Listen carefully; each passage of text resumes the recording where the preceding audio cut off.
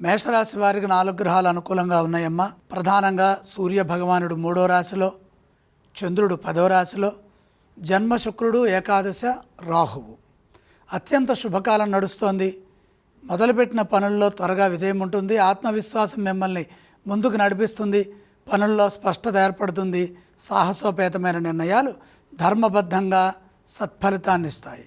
ప్రయత్నం బలంగా ఉండాలి. భవిష్యత్తుకు అవసరమైన ప్రణాళికలు సిద్ధం చేసుకోవడానికి ఇది యోగ్యమైన కాలం. మనోబలంతో నిర్ణయాలు తీసుకోవడం ద్వారా స్పష్టమైన భవిష్యత్తు లభిస్తుంది. అభివృద్ధిని సాధించడానికి కాలం అనుకూలిస్తుంది. మీలోని ప్రతిభ ప్రకాశిస్తుంది.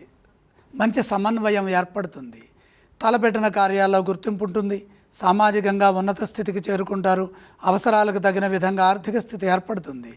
జన్మ శుక్రయోగము వచ్చిన ధనాన్ని కాపాడే విధంగా మేలు చేస్తుంది. ఏకాదశి రాహుగ్రహ యోగం బుద్ధిపరంగా మంచి ఆలోచనని కలగజేస్తుంది. తద్వారా కార్యసిద్ధి లభిస్తుంది.